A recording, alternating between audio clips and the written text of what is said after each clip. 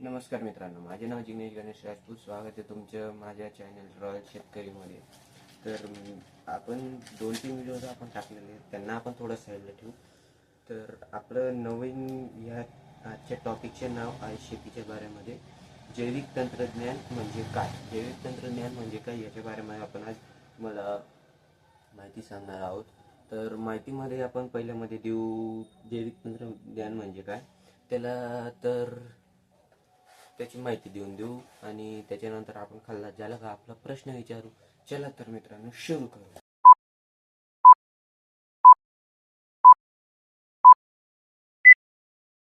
तर हे चारही मुद्दे आपण घेतलेले आहेत, त्याच्यामधून एक एक मुद्दे आपण आज तुम्हाला समजवण्याचा प्रयत्न करू.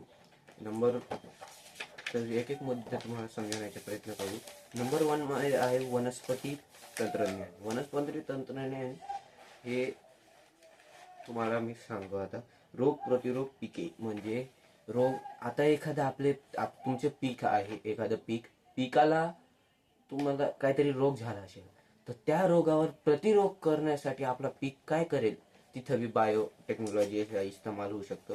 त्याच्यानंतर किडस प्रतिरोध पिके. त्याच्यानंतर किडस म्हणजे ज्याला किडे लटकतात त्यांना बी प्रतिरोध करणारा टेक्नॉलॉजी म्हणजे बायोटेक्नॉलॉजी म्हणजे जैविक तंत्रज्ञान. त्याच्यानंतर अधिक पोषक पिके पुरविणे म्हणजे आता एखाद्या पिकाला तुम्ही दूर घेऊन जाणार आहे. आता समजा आपल्या देशामधला माल हा बाहेर देशात जाणार आहे शेताच्या, पण तो शेतामधला माल सडू नये याच्यासाठी जे आपण त्याच्यावरती फर्टिलायझर नाही, त्याच्यावरती जे औषध देणार बायोटेक्नॉलॉजीचं, त्याच्याने ते आपल्या बाहेर देशात मध्ये जायपर्यंत सडणार नाही, त्याच्यासाठी हे चौथा मुद्दा आहे. त्याच्यानंतर हे वनस्पतीमध्ये रोग प्रतिकार क्षमता वाढते. म्हणजे वनस्पतीमध्ये रोग प्रतिकार क्षमता वाढते म्हणजे एखादा रोग आपल्या वनस्पतीवरती अटॅक करत असेल तर त्याची सहन करायची क्षमता वाढते.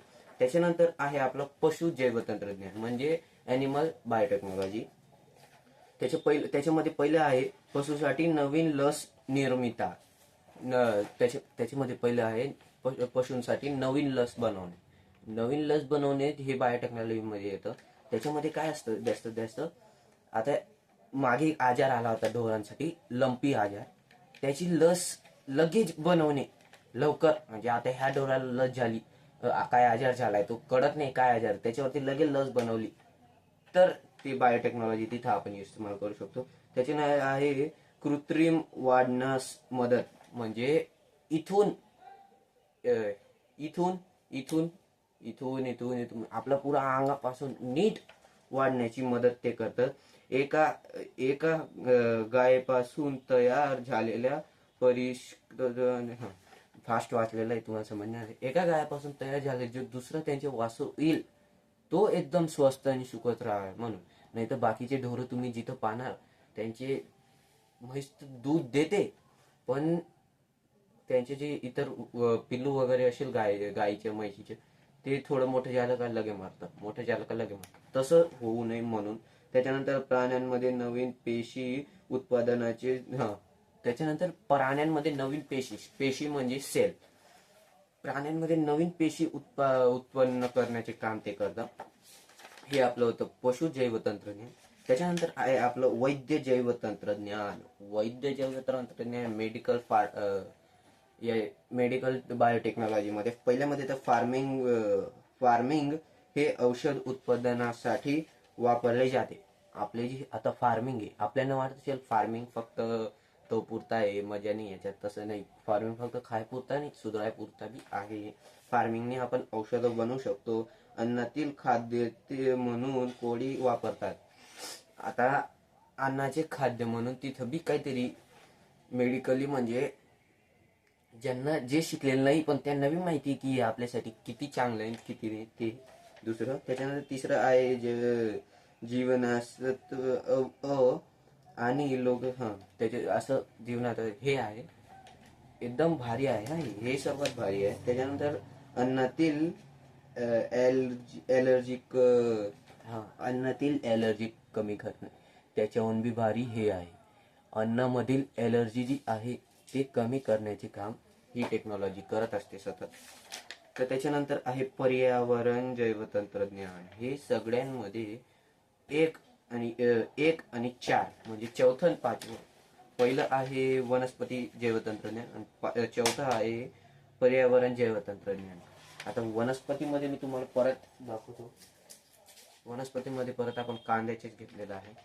हे आपला जो कांदा आहे ना, हे बघा खालून पाणी, इथून पाणी सोडताय बघा, ते इथून पाणी सोडताय. त्याच्यानंतर इथून एक सर्व खराब होऊन गेलेलं आहे.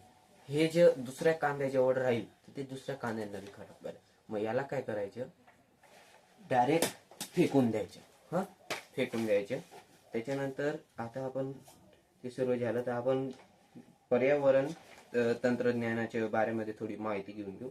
वनस्पती आणि प्राणी वातावरणातील प्रदूषण कमी करतात.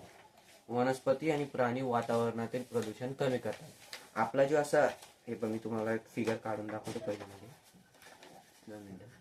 हा आपला रोड असतो, असा रोड असतो आपला. त्याच्यामध्ये 2 साईड असतात. त्याच्यामध्ये जे असे पहा, असे इकडे 2 साईड असतात. इकडे बाकी, इकडे लेफ्ट वाले राहतात, इकडे राईट वाले राहतात, असं राहतं. मध्ये जे ते आपले झाडं लावलेले राहतात ना, क्रॉप, ते काही क्रॉप जे असतात ते नॉईस पोल्युशन ऍब्झॉर्व करण्याची ताकद ठेवतात. म्हणजे त्यांच्याने नॉईस पोल्युशन कमी होतं. हे काय फक्त ऑक्सिजनसाठी नाही लावलेलं राहतं, हे खरं तर नॉईस पोल्युशनसाठी लावलेलं राहतं. अशी क्रॉप जे नॉईस पोल्युशनला ऍब्झॉर्व करतात. दुसरं आहे तेलाच्या फैलावा साफ करण्यासाठी तेल विषाणूंचे जीवाणूंचा विकास करा. तेल असतं ना आपलं तेल, आता हे आपलं कढाई आहे, ते कढाईमध्ये जे आपलं पावडे वगैरे तरतो, हे जे तेल आहे, तेल जेवढं खराब होतं ना तेच वापरतात. आता तर सगळे तेज वापरत आहे. तर ते जे तेल आहे त्याला काय करायचं, तेलांचे एक जीवाणू आहे त्यांच्याने त्याला साफ करण्याचं याच्यात दिलेलं. साफ तर करतात पण ते जास्त विकास नाही झालेला आहे, त्यांच्यावर विकास करा असं त्याच्यात सांगितलं गेलं आहे. त्याच्यानंतर उत्पादन वाढण्यासाठी जंगलाच्या नायकात उत्पादन वाढण्यासाठी जंगल कापू नका. जंगल कापून काहीच फायदा नाही. इतर देश जंगल कापून नुकसानमध्ये चालले, आपल्याला भारत देशाला नाही जाऊ द्यायचे. तर हे काय फायदे होते त्याचे. याच्यानंतर आपलं हे पोर्शन बी संपलेलं आहे.